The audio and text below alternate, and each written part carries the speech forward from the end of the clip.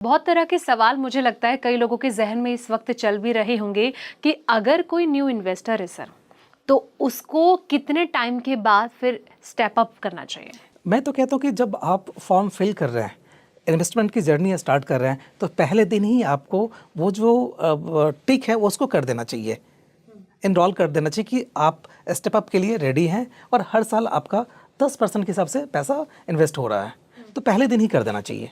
पहले दिन ही? यस, पहले दिन कर देना चाहिए। लेकिन सर मैं आपसे मेरा ये सवाल कि मान लीजिए कोई एसआईपी में इन्वेस्ट कर रहा है, हर महीने के 5,000 रुपये उसके अकाउंट से कटते हैं, अगर वो स्टेप अप नहीं कर रहा है तो ऐसा ना हो कि इन फ्यूचर मान लीजिए कि ठीक है कुछ परसेंट सैलरी उसकी बढ़ी है और वो ये सोचे कि कुछ परसेंट पैसा लगाया जाए, लेकिन बहुत सारी टर्म्स कंडीशन ऐसी भी आती है कि कब उनको कौन सी चीज़ें सिचुएशन फेस करनी पड़ जाए, घर के खर्चे हो गए, तमाम तरह के वगैरह वगैरह खर्चे इंसान की लाइफ में रोज़मर्रा की जीवन में आते हैं।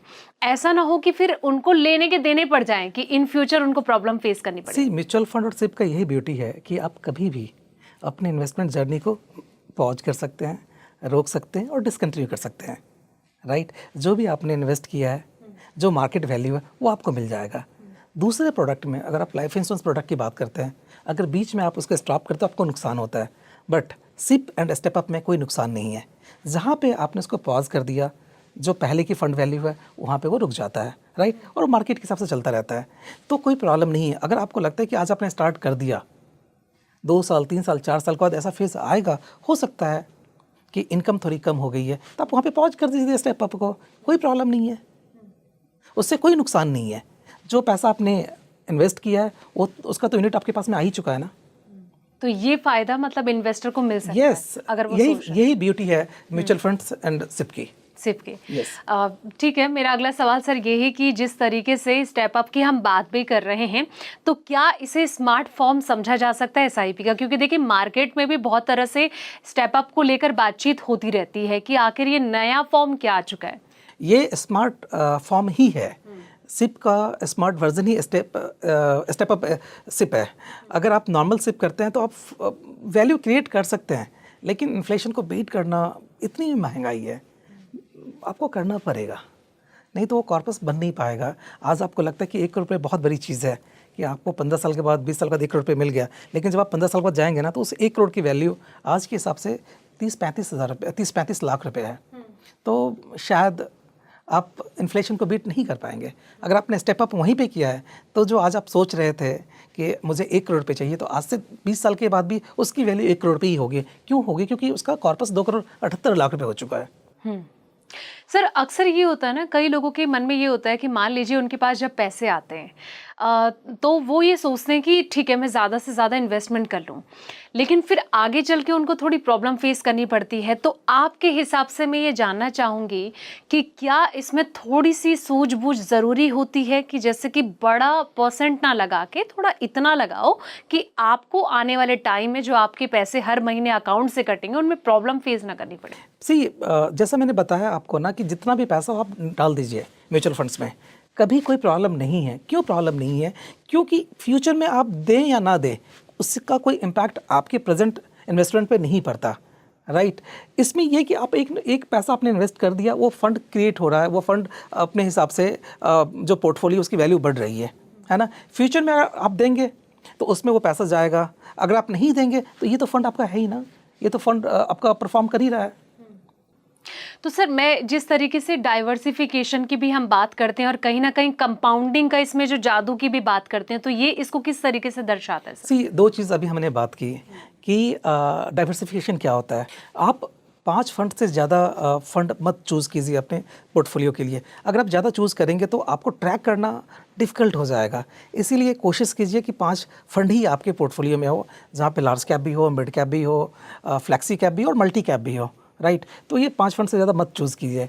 सेकेंड, आप कंपाउंडिंग की बात कर रहे हैं, जितना लंबा वक्त आप मार्केट में दीजिएगा, जितना लंबे वक्त तक आप इन्वेस्टेड रहिएगा, उतना पैसा क्रिएट करेगा।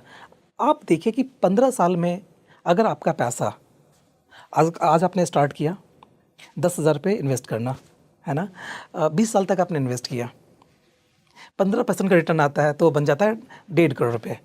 अगर आप 15 साल लगे 1.5 करोड़ बनने में, लेकिन अगर आप इसको 20 साल के बदले 25 साल करते हैं तो ये जो 1.5 करोड़ रुपये है ना, ये 4 करोड़ रुपये बन जाता है। तो यही खूबसूरती है कंपाउंडिंग की। इट मीन्स हर दूसरे साल आपका पैसा डबल हो रहा है। तो जितने लंबे अवधि तक आप इन्वेस्टेड रहते हैं उतना पैसा आपका ग्रो करता है। मतलब इसमें लॉन्ग टर्म के लिए इन्वेस्ट करना ज़रूरी है, बहुत ज़रूरी है। इसका ध्यान पैसा तभी क्रिएट होगा। तभी बड़ा फंड हम इन फ्यूचर के लिए तैयार कर सकते हैं। मतलब लाइक ये कह सकते हैं कि करोड़पति बनना तभी सच हो सकता है हमारा। बिल्कुल सही बात है, तभी सच हो सकता है जब आप लंबे अवधि तक रहते हैं तो आपका पैसा ज़रूर बनेगा। तो आप ये कहेंगे कि एक कॉमन से पीपल के लिए भी ये सोचना अच्छा होगा, आराम से जो सपना वो देखते हैं वो सच हो जाएगा। सिप करने वाला हर इन्वेस्टर करोड़पति बन सकता है, ये गारंटी है। बस उनको एक चीज़ करना है कि मार्केट में इन्वेस्टेड रहना है, सिप को स्टार्ट रखना, 15-20 साल तक कीजिए, आप करोड़पति बन सकते हैं। सर फंड को लेके कई तरह के सवाल लोगों के रहते हैं कि आखिर जैसे कि अगर हम चूज़ करें तो हम बड़े कंफ्यूज होते हैं कि किस में हम इन्वेस्ट करें। देखिए, आपके ऊपर डिपेंड करता है कि आप अपने पैसे पे कितना रिस्क लेना चाहते हैं। अगर आपको लगता है कि मुझे बहुत ज़्यादा रिस्क नहीं लेते तो आपको रिटर्न भी मार्केट में कम मिलेगा। अगर आप बिल्कुल भी रिस्क नहीं लेते तो आप डेट फंड की तरफ जाइए, जहाँ पे आपको 7 से 8% रिटर्न मिलेगा साल का। लेकिन अगर लंबे अवधि के आप प्लेयर हैं, इन्वेस्टर हैं, तो आपको लार्ज कैप या मिड कैप में आपको इन्वेस्ट करना चाहिए, जहाँ पे आपका तकरीबन 12 से 15% रिटर्न 10 से 12 साल में मिल जाएगा आपको, राइट। जहाँ पे फंड चूज़ करने की ज़रूरत है, आप अच्छे फंड्स मार्केट में अवेलेबल है। आप फ्लेक्सी कैप में जाइए, आप लार्ज कैप में जाइए, आप मिड कैप में जाइए। एक मेरा जो फेवरेट वो मल्टी कैप है।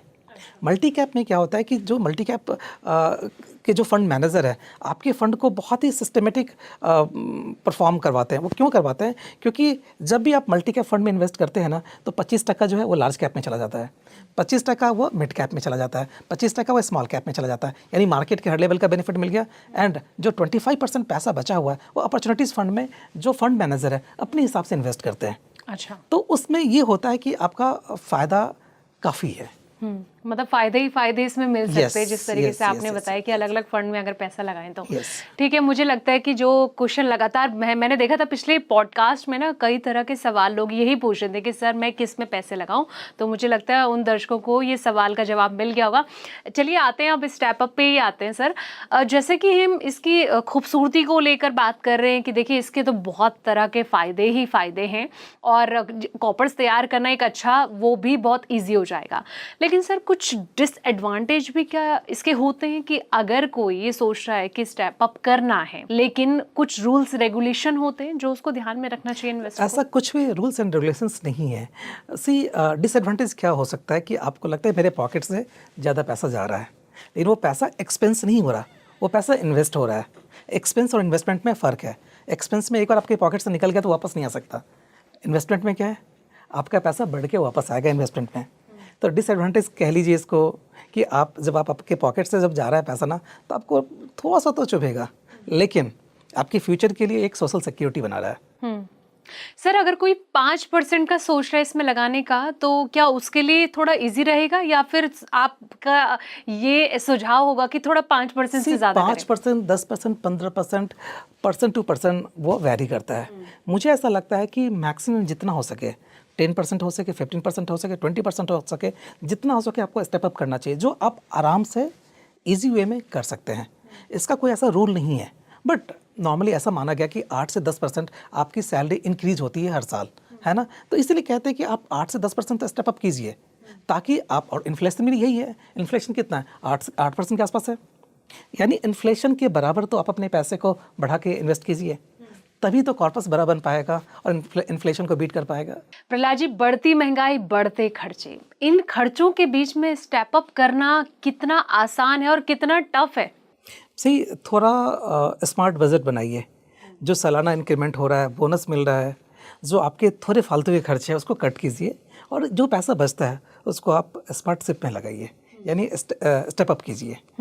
लेकिन एक कॉमन इंसान के लिए तो थोड़ा टफ हो जाएगा ना सर, कि अगर वो सोच रहा है, या ऐसा नहीं हो सकता कि अगर वो एसआईपी ही प्रॉपर कर रहा है तो इन फ्यूचर उससे ही उसका, मतलब कई लोग ये सोचते हैं कि ठीक है एसआईपी चल रही है ना तो कोई बात नहीं, स्टेप अप करने की क्या ज़रूरत है? ठीक, कर सकते हैं, बट मुझे ऐसा लगता है कि अगर आपके पास, अगर आप स्टेप अप करने में कंफर्टेबल नहीं है, राइट, आप सोचते हैं कि यार अब पता नहीं अगले साल क्या होगा नहीं होगा, तो आप सिप कीजिए, और जब भी आपके पास में एक्स्ट्रा पैसा आता है या पैसा सेव होता है, उस पैसे को आप स्टेप अप में डाल दीजिए, यानी एक्स्ट्रा इन्वेस्ट कर दीजिए आप। जैसे मान लेते हैं कि मार्च में लोगों का बोनस आता है ना, तो मार्च में जो बोनस आएगा उस पैसे को आप डाल दीजिएगा।